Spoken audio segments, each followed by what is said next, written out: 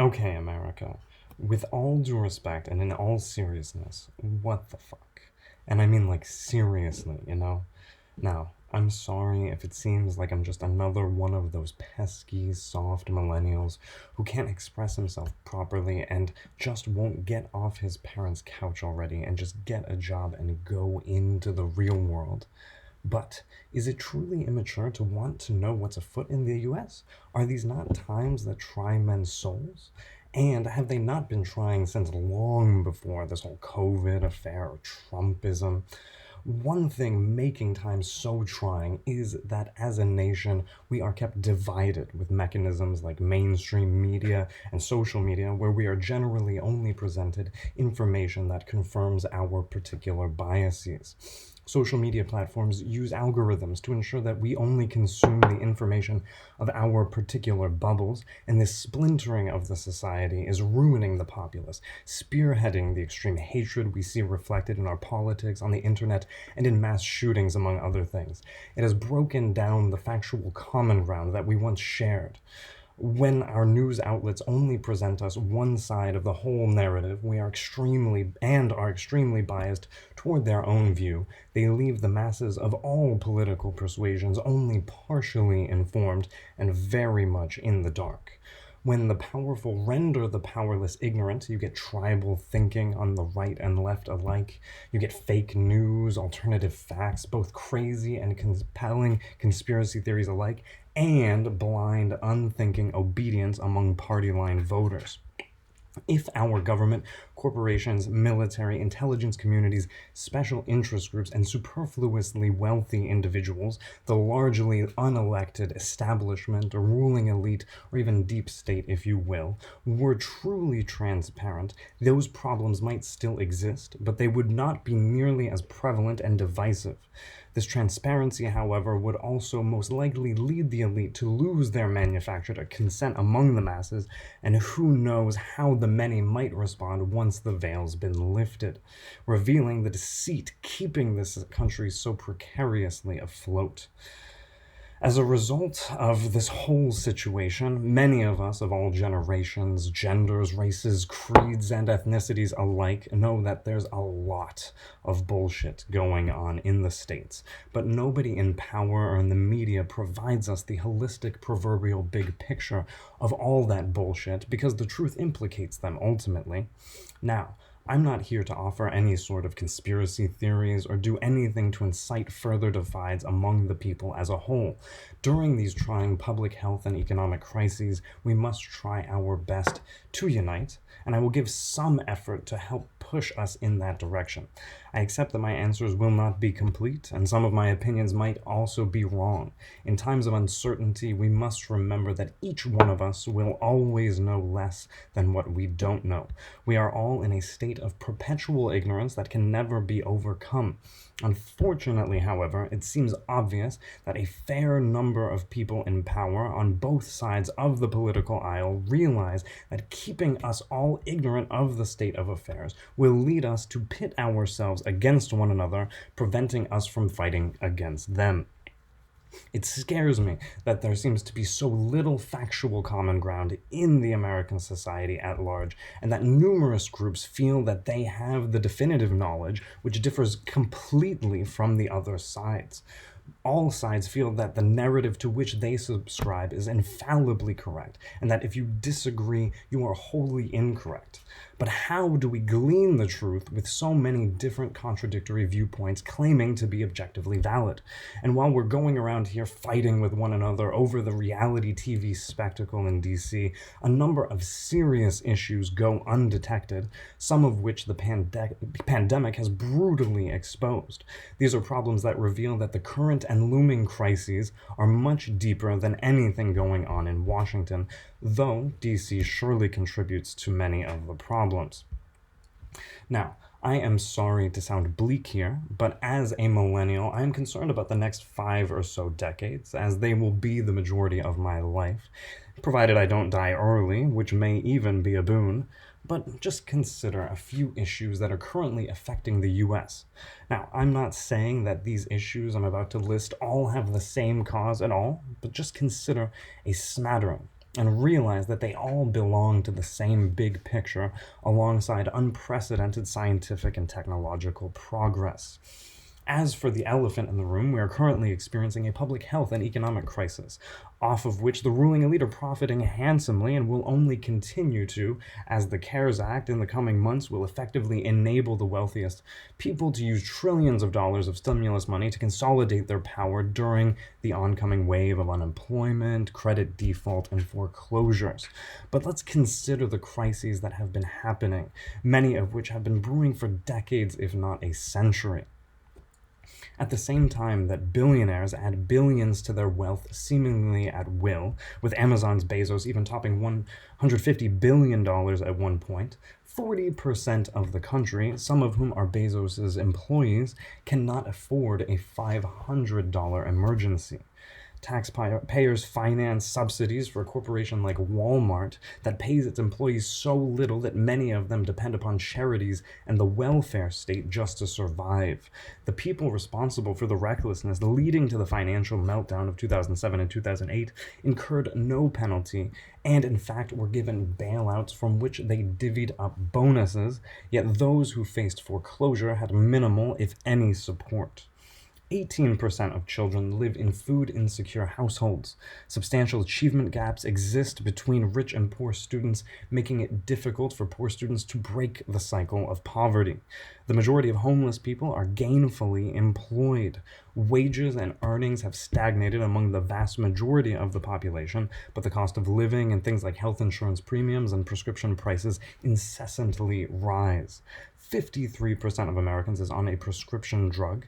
An opioid addiction epidemic has taken hold throughout the country, being so bad as to lower the overall life expectancy, ultimately as a result of the profit motive of a few pharmaceutical companies, all while the government perpetuates a war on drugs against street drugs that targets mainly minorities, poor whites, and small-scale dealers looking for extra cash. The aforementioned war on drugs, along with tough-on-crime policies, have catapulted the American prison population to the largest in the world, even though an authoritarian country like China has a population 4 times ours, and conditions in our prisons are often abominable, including extremely confined cells, rape, solitary confinement, abusive wardens and guards, and shockingly substandard food. Convict leasing is commonplace in said prisons, providing labor for a mere $1 per hour, including prisoners to help extinguish California wildfires. Convicts, upon being released, face all forms of de jure and de facto discrimination, making re-entry extremely difficult and sometimes landing them back in prison through no fault of their own. Mass shootings occur on a weekly basis, and high-casualty ones like Columbine, Virginia Tech, Aurora, Sandy Hook, San Bernardino, Charleston, Orlando, Vegas, Sutherland, Parkland, Pittsburgh, El Paso, Dayton, and San Diego come to be expected. Sexual harassment and rape have shown themselves to be quite common in the entertainment industry and military and on college campuses.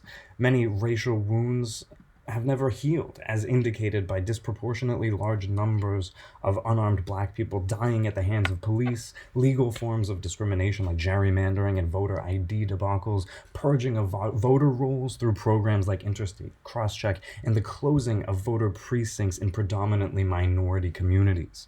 There are still anti-secular movements attempting to ban abortion and contraceptives on religious grounds. Certain groups are trying to use the law to discriminate in various ways against the LGBTQ community. College education, a necessity in the modern world, has become so expensive that millions of young people need to take on a debt totaling over $1 trillion to prepare them for a job market that cannot accommodate all of them, and many of those who do find jobs work ones either that they hate or don't require an education. We mindlessly continue to pollute and destroy ecosystems throughout the planet, all for the sake of capital and convenience, justifying it all by saying survival of the fittest. And now we have a minuscule window before the greenhouse effect becomes irreversible. Whistleblowing gets people tried under the Red Scare era Espionage Act. Fake news and alternative facts pervade the airwaves and the web, leading people to have vastly different understandings of reality from one another. The industrial economy is gone, never to return, as it was gradually automated and outsourced all over the world from the 1970s into the early 2000s, a time during which trillions of dollars were redistributed from the middle and lower classes in the US to the American upper classes and poor workers in other countries. They just don't like redistribution that doesn't benefit them. Further advancements in technology, namely AI, will progressively make more and more labor of all education levels obsolete, among myriad other things. The American system of governance is one where politicians depend upon donations from wealthy individuals, corporations, the military-industrial complex, and special interest groups in order to buy enough time to air ads attempting to convince the masses that they are looking out for their best interests. With Hillary Clinton even describing how she has a public and a private position to bankers during her 2016 campaign, and Joe Biden acting similarly this time around. And two political parties have had complete control of the political apparatus for the past century and a half, and don't seem to be going anywhere anytime soon, despite the fact that they don't even represent the majority of Americans combined. The military has over 1,000 bases in more than 100 countries and engages in what the Pentagon now calls low-intensity irregular warfare, including drone campaigns in places like Afghanistan, Pakistan, Libya, Syria, Yemen, Somalia, Mali, Niger, and Iraq, and special forces operations in 147 countries total during the Obama administration alone. The U.S. has overseas territories like Puerto Rico, America's Samoa, Guam, the Marianas, and the American Virgin Islands, whose populations contribute large numbers of people to the military despite not having full citizenship rights. There's been discussion about a multi-billion-dollar wall between the U.S. and Mexico, all while the infrastructure throughout the nation continues to corrode. The foreign policy of regime change that is well over 100 years old is still in full force, protecting investor interests worldwide and buttressing brutal authoritarian leaders under the guise of protecting values, with Iran, Venezuela, and Bolivia currently in the crosshairs. Trump and Kim have actually publicly discussed the possibility of using nuclear arms. Right? And there are still a number of very legitimate questions about 9/11 that haven't been answered, etc.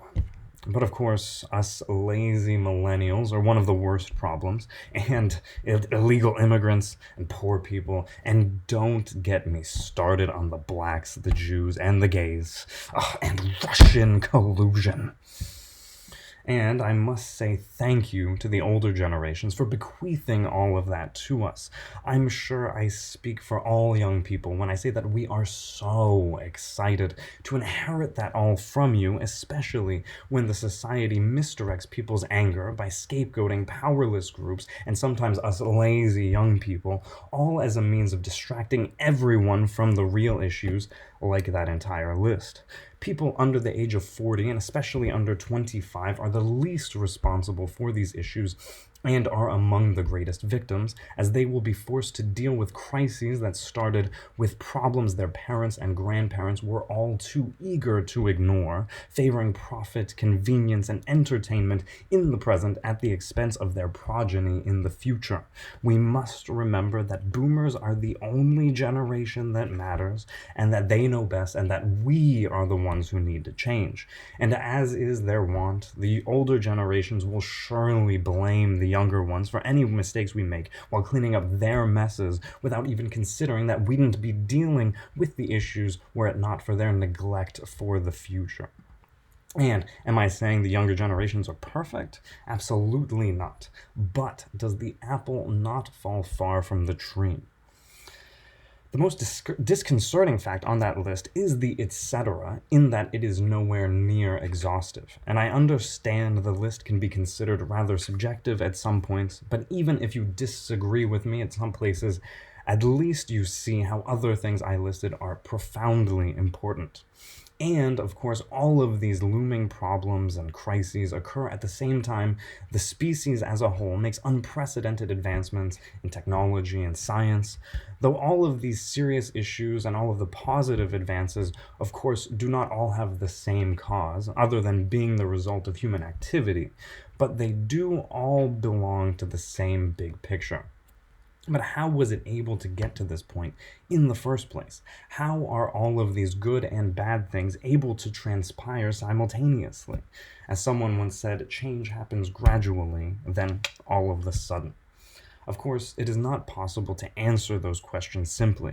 In fact, we need a few videos to answer these and other questions, but since it's right around election day, let's start off with the two-party system, as it enables destructive behavior and even legislates it. Now, I have no interest in oversimplification, reductionism, or pandering to one group or another, and especially can't stand that partisan talking point that things would be just fine and dandy were it not for the Republicans or Democrats. Sure, there are significant differences between the two parties on issues of identity politics, but people making this argument fail to apperceive how both parties are two sides of the same coin, together contributing to many of the aforementioned problems and even making some possible. The two parties just can't agree on anything other than those deals that get their donors huge tax cuts and massive profits. The big issue is the fact that when politicians, being beholden to private interests, favor these interests, they prioritize short-term profits over long-term development.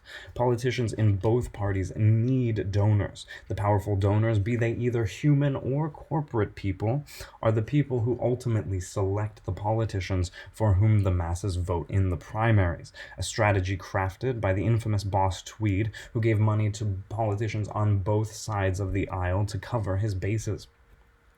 Additionally, the two parties still stifle third-party voices by denying them a place in presidential debates. The two parties have completely duopolized the political apparatus and are both impeding progress by ensuring that people who care about those aforementioned issues never get a chance to do anything about them. And people like the sleazy and sloppy Joe Biden patronize young people, telling us to get more involved and that he has no empathy for our concerns. But where was he or the president whose coattails he's riding when, where were they when young and old teachers alike were standing up against Scott Walker in Wisconsin, or when millions of young people throughout our country and the world took to the streets during Occupy, or when young people got injured at Standing Rock standing up for indigenous rights? But I digress. Please broaden your perspective a bit if you're a Republican or a Democrat and you think your party's not part of the problem. If you believe otherwise, you will only be surprised when black swans like the 2008 financial crisis, the election of Trump, and COVID rear their ugly heads. Those, in fact, were not black swans, though they've been described as such by some, as they all could have been predicted had you just been paying attention. In fact, you are only allowing the problems to persist by being partisan and not opening your eyes. After everything that happened during the 2016 election and everything currently happening with the Trump administration, the resistance, and the current economic situation, I don't know how you could possibly conclude that the two-party system as it is in any way working for the betterment of the populace as a whole, or not working almost exclusively for private interests and their political representatives. Though I oppose the two-party system as it is, I do not see the American political system as it was designed as necessarily defunct. We should all appreciate that it was designed to be amended and that the revolutionaries encouraged revolutions in the future. But there has never been a true political revolution since, and two parties have maintained a stranglehold on the system for more than a century and a half. Democrats and Republicans are nowhere written into the founding documents, but they'd have you think they are essential for the well-being of the country.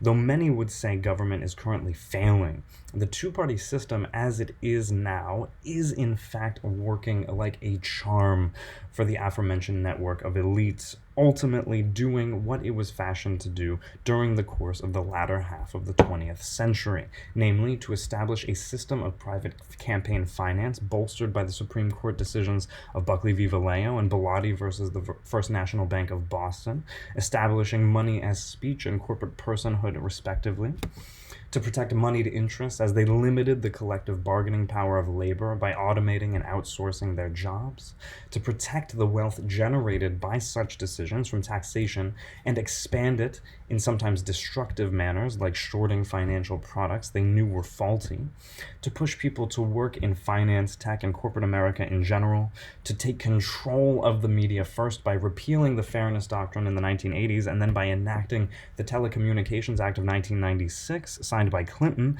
giving large corporations the ability to own news outlets and present their particular biases without having to provide the other side, and to exploit resources and labor abroad to produce our nifty electronic gadgets, among other things, as inexpensively as possible. All of this done by using the two-party system to ensure everything would be legal and or would remain out of the public eye. With billions upon billions of campaign donations, it's all easier done than said. Obama was never going to be progressive or anti-war. Occupy was doomed from the start, as was Sanders. Trump was never going to drain the swamp. Know your role, bitch. Now, I personally don't know where I stand politico-economically. I've read and liked thinkers of the liberal, conservative, Marxist, anarchist, and libertarian traditions alike.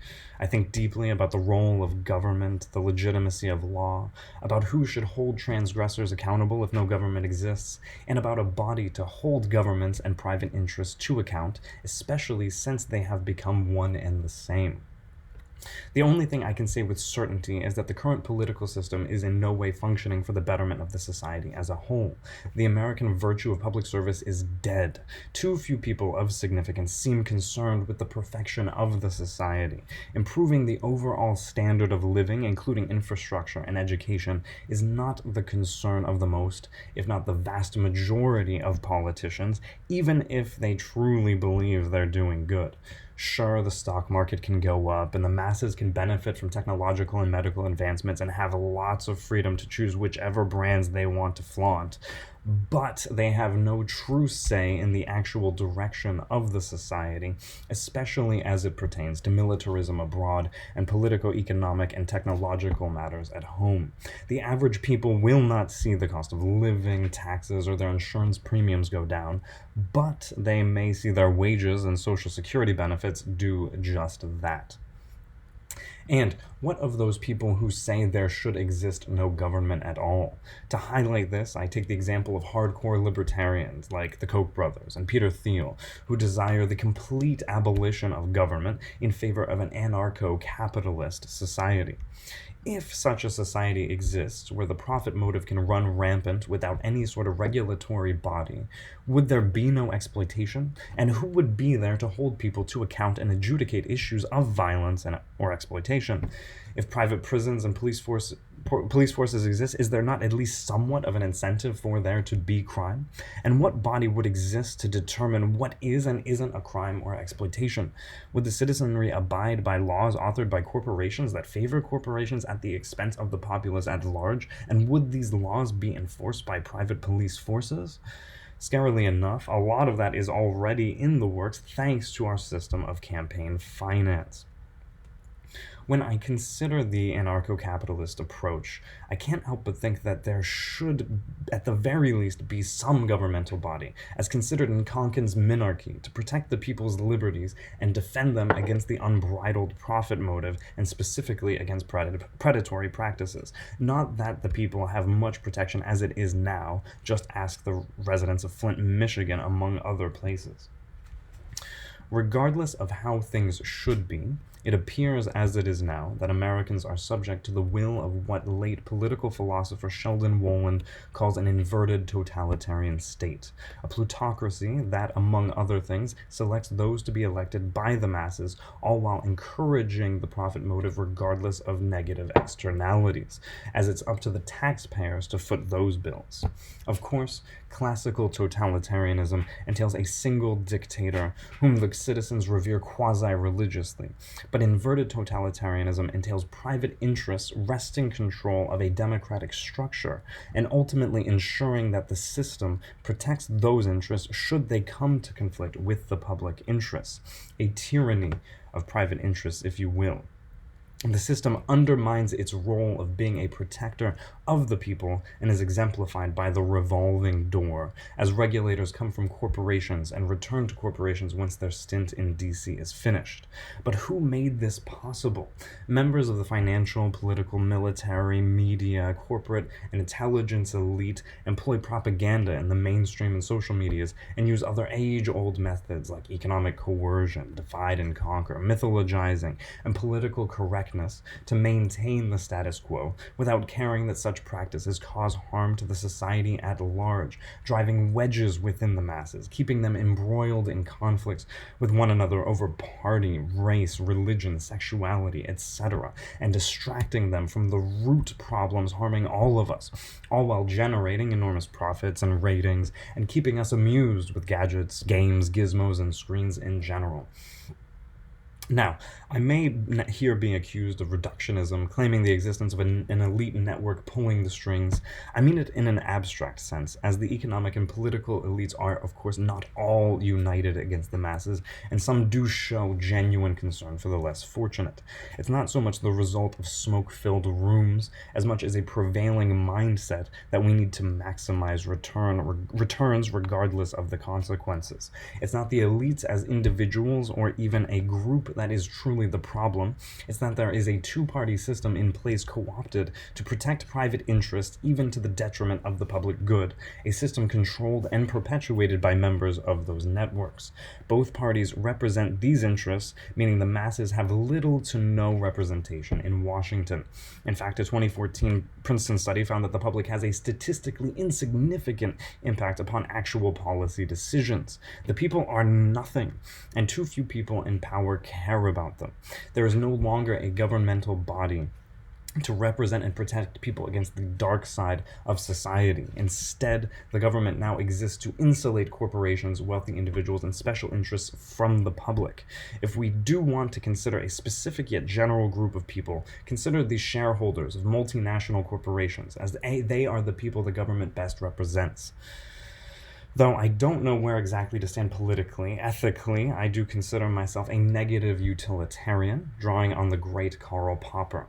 Utilitarianism is based on the principle of the greatest good for the greatest number, but Popper inverts it and states that leaders should aim at the least amount of suffering for the smallest number. As opposed to maximizing happiness, it attempts to minimize suffering. The goal of maximizing happiness has certainly brought great progress, but it has also led to rampant hedonism, opportunism, and neglect of significant political, social, environmental, economic, and psychological issues. We mustn't commit what Bertrand Russell calls the aristocratic fallacy, judging a country based on how it treats its most privileged citizens. Instead, we must consider how the society treats the least of us, the downtrodden who have seen their pensions disappear or their wages dip, or their jobs automated or outsourced, those who do not have a powerful network or financial means of making any sort of difference. We must consider how we treat our prisoners, our homeless, our mentally ill, and the families of our collateral damage abroad. I am ultimately here today for the cause of salvaging the American civilization. If you are at all concerned about the current state of the Union, you will find in these videos an attempt to unite people of all ideological persuasions, to find a common ground upon which to sow fruitful seeds.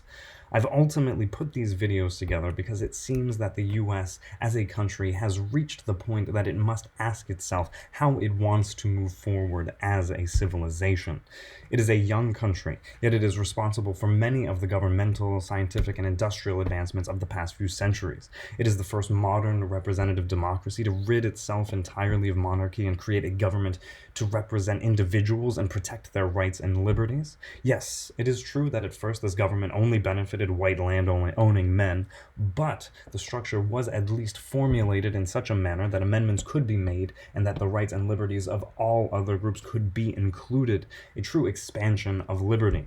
These are things that make the American civilization great, but that is not to say there aren't numerous historical and contemporary problems that have arisen as a result of the fact that we have not maintained our democracy very well. Now, American civilization is a far cry from what it could be and has been in the past, and this fact bothers many of all walks of life, and it was reflected in the popularity of both Trump and Sanders in the 2016 election. But instead of uniting around the cause of salvaging the civilization, we've gravitated toward particular issues, oftentimes identity politics, that have kept us divided. We've been overcome by the narcissism of minor differences, and the media and those in power use it to drive the wedge ever deeper. Partisan bickering tatters the fabric of American society, rendering the people almost completely unwilling to listen to those with varying viewpoints. Today, we begin to thread the needle by beginning to consider a path toward a better civilization. One such essential means would be the creation of a new worldview, or ethic, that accounts for the complexity of our unprecedented situation and provides individuals means of improving their lot and the lots of those around them. This worldview could even inform a party platform that would actually prioritize the well-being of the society in a negative utilitarian manner. There are so many reasons why we need a new worldview and why we need new political parties to help us deal confidently and comprehensively with the difficult questions we will face in the coming century. This is the century when humanity will create a sort of God in the form of artificial intelligence. It is the century when humans will begin to colonize other heavenly spheres if terrestrial affairs do not set them back, which is not beyond the realm of possibility. There are many determined to bring about immortality by creating nanotechnology that regenerates dying organs and reverses the genetic predisposition to age. It is the century when there is almost certain to be another mass extinction as a result of human behavior, as 1 million of the 7 million species on Earth are already at risk as we speak, and 3 will have gone extinct within an hour of me starting this monologue. All of these things have profound ethical implications and numerous potentially catastrophic, unintended social, economic, and environmental consequences. And we need a new worldview both to understand and deal with our unprecedented situation. But I save discussions of worldview creation for the next video. During this time of profound uncertainty and crisis, let us spend some time ruminating upon what you believe to be essential values and ideals that you think should function at the heart of a civilized society, and how they can best be channeled in a productive direction. What would a civilized society look like, and how would its people act? What do you believe to be the most pressing issues facing American civilization, and what would be the best means of addressing them? Worldview creation is a collective effort. It is equally important now to consider various means of standing up against the elite in the coming year, especially since COVID isn't going away anytime soon, and we do not know how the economic crisis will play out exactly. While many surely feel hopeless right now about their own personal situations or the state of the union in general, we must remember that collectively we do have leverage over the elite, but only if we act collectively. One powerful piece of leverage we have is a payment strike, where we collectively refuse to pay mortgages, rent, student loans, car loans, startup loans, etc. A small number of people doing that are putting themselves at serious risk, but if done collectively, our power will become manifest very quickly and provide leverage. Amazon and Walmart workers have a lot of leverage right now, and the former has already done what it could to quell a movement to close down a distribution center where there were confirmed COVID cases. There are actually a number of ways that we the people have power and can involve ourselves in the political economic decision making. We must act soon, however, as the elites will be all the more powerful by the end of the year. They won't let a good crisis go to waste, so why should we? On that note, I end this first monologue and will consider an outline for a new worldview in the coming one. My answer is not necessarily correct, as we all must contribute in our own ways, but it is at least a step in the right direction. I thank you very much.